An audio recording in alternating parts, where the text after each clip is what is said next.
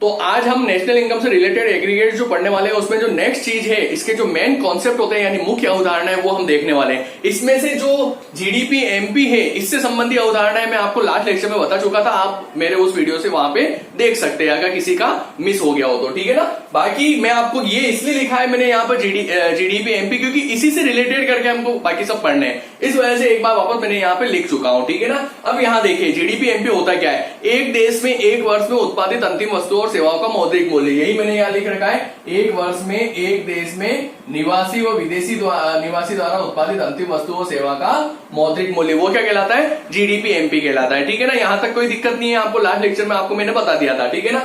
GDP MP में जो है वो दो अवधारणाएं और होती है, यानी ये जो अवधारणा है इसके साथ में दो अवधारणा और जुड़ी हुई होती है, वो होती है एनडीपी एमपी, ये मैंने आपको बता दी थी एनडीपी एमपी, और एक और होती है एनडीपी एफसी, ठीक है ना, एनडीपी एफसी, ठीक है ना। एनडीपी एमपी जो है इसमें से हम मूल्यह्रास को, डेप्रिसिएशन को माइनस कर देंगे, और एनडीपी एफसी यानी जो एनडीपी एमपी है ना उसमें से हम इनडायरेक्ट टैक्स माइनस करेंगे और सब्सिडी को जो है वो ऐड कर देंगे, तो वो हमारे क्या आ जाएगा, एनडीपी एफसी यानी साधन लागत पर, ठीक है ना। तो ये चीज आप लास्ट लेक्चर में देख चुके थे, इसी से रिलेटेड करके हमें ये जीएनपी एमपी देखनी है, यानी सकल राष्ट्रीय उत्पाद, मैंने यहाँ लिख रखा है बाजार कीमत पर सकल राष्ट्रीय उत्पाद, यानी जो मार्केट प्राइस है उस पर सकल राष्ट्रीय उत्पाद कैसे निकलता है, ठीक है ना। अब देखिए सेम ये की ये जो डेफिनेशन, ये जो अर्थ लिख रखा है, ये अर्थ आप यहाँ पे ले सकते हैं, बस आपको एक चीज और जोड़नी है। यहाँ पे हमने क्या कर रखा है, एक वर्ष और एक देश में उत्पादित, है ना, वहां हम क्या करेंगे, एक वर्ष में देश के निवासियों द्वारा देश में उत्पादित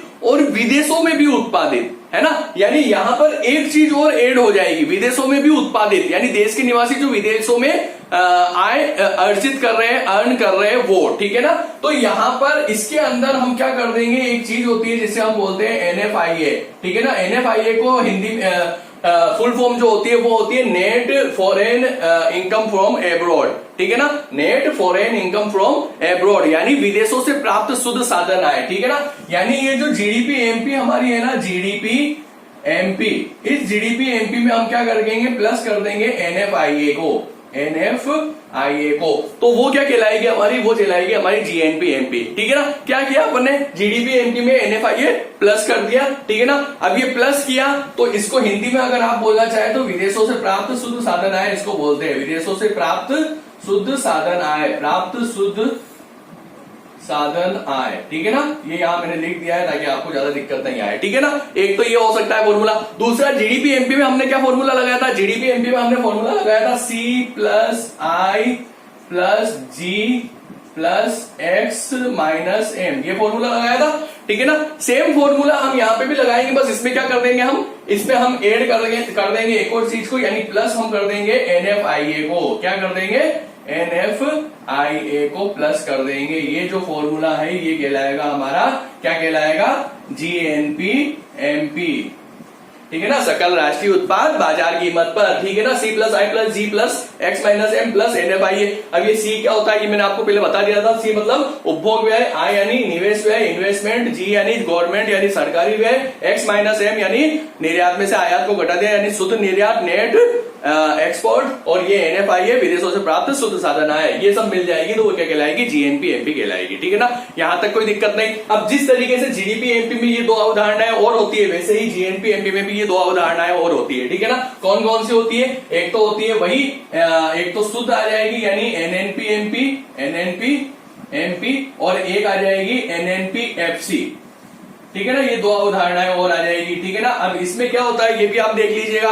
देखिए एनएनपी एमपी, यहां पर सेम चीज मैंने आपको पहले बताया, नेट जब भी हमें चाहिए तो जो ग्रोस होता है उस ग्रोस में से हम क्या करेंगे, डेप्रिसिएशन को माइनस कर देंगे, तो वो क्या आ जाएगा, नेट वैल्यू आ जाएगी, ठीक है ना। तो जीएनपी हमारे पास है, तो इस जीएनपी को क्या करेंगे हम, GNP MP minus depreciation, depreciation, depreciation, ठीक है ना। ये जो है ये हमारी कहलाएगी, क्या कहलाएगी, एनएनपी एमपी, यानी कि शुद्ध राष्ट्रीय उत्पाद बाजार कीमत पर। समझ गए आप लोग, ठीक है। कुछ नहीं किया, डेप्रिसिएशन माइनस कर दिया। डेप्रिसिएशन क्या होता है ये मैं आपको लास्ट लेक्चर में बता चुका हूं। मूल्यह्रास यानी कि जो भी मरम्मत रख रखाव टूट फूट जो भी होती है पूंजीगत वस्तुओं पर, वो कहलाती है क्या, मूल्यह्रास, यानी उसकी जो क्षमता है, उसकी जो कीमत है वो कम हो जाती है, ठीक है ना, तो वो मूल्यह्रास कहलाती है। अब आते हैं हम एनएनपीएफसी। ये जो एनएनपीएफसी मैंने यहां लिख रखा है ये बहुत ही मेन चीज है। आपकी जो जितनी भी अवधारणाएं लिख रखी है, पहले पढ़ी अभी पढ़ी, इनमें सबसे मेन और सबसे अच्छी जो अवधारणा है जो अधिकतर राष्ट्रीय आय के माप में काम में ली जाती है वो है एनएनपीएफसी। ठीक है ना। अगर आपसे भी कोई पूछता है कि राष्ट्रीय आय क्या होती है तो उसको आपको ये वाला फॉर्मूला सबसे पहले बताना है, क्योंकि यही सबसे उपयुक्त माप कहलाता है राष्ट्रीय आय का। ठीक है ना। ये भी एक नंबर का क्वेश्चन बन सकता है आपके कभी भी कंपटीशन एग्जाम में भी और 12th एग्जाम में भी। ठीक है ना। तो खैर आगे बढ़ते हैं। एनएनपीएफसी कैसे निकलेगा? जैसे हमने जीडीपी एनडीपीएफसी निकाला था, सेम वैसे भी निकल सकता है। कैसे, क्या निकलेगा? सबसे पहले अगर आप इसको वाक्य के रूप में बोलना चाहे तो आप इस प्रकार से बोल सकते हो कि जो भी साधन लगे हुए हैं उत्पादन में, उन साधनों पर जो व्यय हुआ, यानी जो साधनों पे हमने जो लागत लगाई, ठीक है ना, कॉस्ट लगाई, उसका जो योग होता है वो कहलाती है एनएनपीएफसी। ठीक है ना। इसको आप अगर वाक्य के रूप में, सेंटेंस के रूप में बोलना चाहे तो, ठीक है ना, कि साधनों पर जो भी व्यय किया उसका योग कहलाता है एनएनपीएफसी। इसको जब आप निकालेंगे तो जैसे आपने एनडीपीएफसी निकाला था वैसे भी निकाल सकते हो। कैसे निकाल सकते हो? एक तो आप निकाल सकते हो जीएनपीएमपी हमने क्या किया था? Minus indirect tax plus subsidy, यही चीज करी थी। ठीक है ना। तो इससे आपका एनएनपीएफसी निकल जाएगा। ठीक है ना। एक और चीज आप कर सकते हो, मैंने अभी क्या बोला, जो भी साधनों पर व्यय किया उसको जोड़ देंगे। ठीक है ना। तो जो साधनों पर हम जो व्यय करते हैं, तो साधनों पे जैसे भूमि पे हमने व्यय किया तो वो रेंट होता है यानी लगान होता है, तो आर से हम प्रदर्शित कर सकते हैं। हमने ब्याज यानी इंटरेस्ट दिया किसको? पूंजी को, तो वो आई से आएगा। ठीक है ना। हमने श्रमिक को मजदूरी दी यानी वेजेज, ठीक है ना, तो वो डब्ल्यू से आएगा। और हमने साहसी को लाभांश यानी वो प्रॉफिट यानी वो पी से आएगा। ठीक है ना। यानी इन चारों को हमने जोड़ दिया, R plus I plus W plus P, तो ये चारों जोड़ दिया तो वो भी क्या कहलाएगा? आपका एनएनपीएफसी कहलाएगा। तो इस फॉर्मूले से भी आ सकता है एनएनपीएफसी और इस फॉर्मूले से भी आ सकता है एनएनपीएफसी। दोनों ही फॉर्मूले आपके यहाँ पे काम करेंगे। ठीक है ना। तो ये समझ गए आप। ठीक है ना। एनएनपीएफसी ये सबसे उपयुक्त माप होता है। ठीक है ना। ओके। अब यहां पर एक चीज और आपको बता देता हूं, ये जो चीजें हम फॉर्मूले बना रहे हैं, ठीक है ना। अब जैसे अपन ने ये फॉर्मूला बनाया GNP minus indirect tax plus subsidy, अगर आपके क्वेश्चन में पूछ लिया जाता है कि जीएनपी एमपी निकालिए, एफसी नहीं, क्या निकालिए? एमपी निकालिए, और आपको एनएनपीएफसी दे दिया जाए, तो वहां आपको क्या करना है? इसका उल्टा कर देना है, इनडायरेक्ट टैक्स प्लस कर देंगे और सब्सिडी माइनस कर देंगे। ठीक है। खैर इसके बारे में नेक्स्ट लेक्चर में हम और बात करेंगे। जब हम मेजरमेंट पढ़ेंगे तब मैं वहां पर आपको कुछ क्वेश्चन भी बताऊंगा, उन क्वेश्चन के अकॉर्डिंग आप वहां पर अगर न्यूमेरिकल क्वेश्चन आपसे पूछे जाते हैं तो आप सोल्व कर सकते हो। ठीक है ना। ठीक है। तो ये मेन जो वैल्यू थी जीडीपी एमपी से संबंधी अवधारणा है और जीएनपी एमपी से संबंधी अवधारणा है, ये अधिकतर क्वेश्चन में पूछी जाती है, जो मैं आपको बता चुका हूं। ठीक है ना। अब चलते हैं हम निजी आय यानी प्राइवेट इनकम। ठीक है ना। अब प्राइवेट इनकम क्या होती है? अब यहां पर जो उपयुक्त माप है हमारा वो क्या है? एनएनपीएफसी। यानी इस एनएनपीएफसी में ही कुछ चीजें हम जोड़ेंगे और कुछ चीजें माइनस करेंगे, और हम क्या निकाल लेंगे? हम निकाल लेंगे हमारी प्राइवेट इनकम। यानी एनएनपीएफसी में हम दो चीजें तो प्लस करेंगे। क्या करेंगे? प्लस करेंगे। उसको शॉर्ट में क्या बोलना है वो भी मैं आपको बता दूंगा, लेकिन अभी मैं पूरा नाम लिख रहा हूं। ठीक है ना। प्लस करेंगे हम यहाँ पर, एक तो करेंगे सार्वजनिक ऋणों पर ब्याज, सार्वजनिक ऋण पर ब्याज। ठीक है ना। एक तो इसको प्लस करेंगे। ठीक है ना। एक और चीज हम यहाँ पे प्लस करेंगे, वो प्लस करेंगे हम यहां लिख देता हूं मैं, सार्वजनिक ऋणों पर ब्याज और एक हस्तांतरण भुगतान, हस्तांतरण भुगतान। ठीक है ना। इन दो चीजों को तो हम प्लस करेंगे और दो चीजों को हम माइनस करेंगे। उसमें एक तो है सामाजिक सुरक्षा अंशदान, यानी कि जो सिक्योरिटी, जो बीमा वगैरह होते हैं ना, वो चीज सामाजिक, मैं आपको अभी बताता हूं ये क्या होते हैं, सामाजिक सुरक्षा अंशदान। और एक चीज और माइनस करेंगे, वो माइनस करेंगे हम सार्वजनिक उपक्रमों के अतिरिक्त लाभ, अतिरिक्त लाभ। ठीक है। दो चीजें प्लस, दो चीजें माइनस, ये आप याद कर सकते हो। याद नहीं होता है तो शॉर्ट में आप याद कर सकते हो। जैसे ऋणों पर ब्याज, इसको आप लिख सकते हो पब्लिक डेप्ट यानी पीडी से आप इसको एक तरीके से याद कर सकते हो। हस्तांतरण भुगतान, इसको आप याद कर सकते हो, यानी जो ट्रांसफर पेमेंट होता है यानी टीपी से आप याद कर सकते हो। ठीक है ना। पब्लिक डेप्ट हो गया, टीपी हो गया।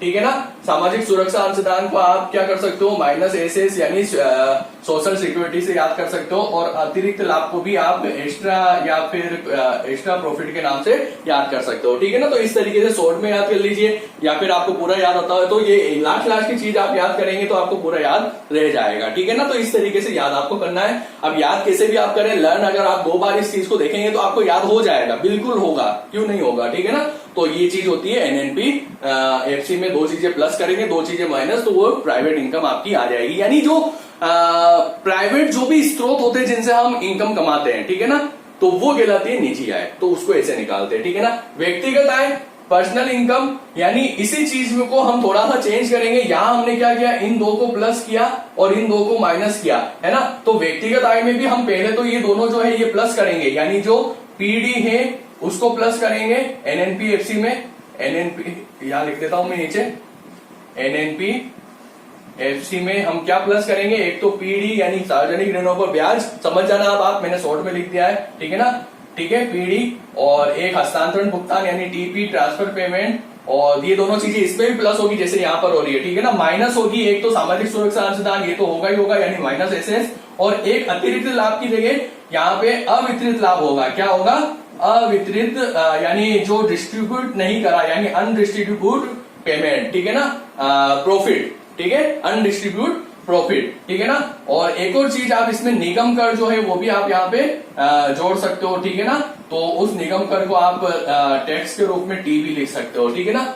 ये तीनों चीजें माइनस होगी और ये 2 चीजें प्लस होगी, यानी निगम कर माइनस होगा, अनडिस्ट्रीब्यूट प्रॉफिट माइनस होगा, और सोशल जो सिक्योरिटी जो भी बीमा वगैरह है वो माइनस होगा, बाकी ये 2 चीजें प्लस होगी। अब सार्वजनिक ऋणों पर ब्याज क्या होता है ये आप जानते हो, जो भी सरकार के ऋण होते हैं उस पर भी ब्याज देना पड़ता है, ठीक है ना। हस्तांतरण भुगतान वो होते हैं जो कि हमें प्राप्त होते हैं या हम किसी को देते हैं जिसके बदले में हमें कुछ नहीं देना पड़ता है। जैसे भारत की गवर्नमेंट को अगर कोई दूसरा देश उपहार देता है या कुछ भी बधाई के समय कुछ देता है तो उसमें हमें वापस कुछ नहीं देना पड़ता है, ठीक है ना, वो हस्तांतरण भुगतान होते हैं। सामाजिक सुरक्षा अंशदान जैसे बीमा वगैरह है ना, ये सामाजिक सुरक्षा अंशदान। अतिरिक्त लाभ जो फर्म अपने कर्मचारियों में बांटती नहीं है, जो बच जाता है, अवितरित लाभ भी वही होता है, अतिरिक्त लाभ भी वही होता है, ठीक है ना। तो ये चीजें आप समझ भी गए और आपको इस तरीके से निकालना है। ये व्यक्तिगत आय निकल गई।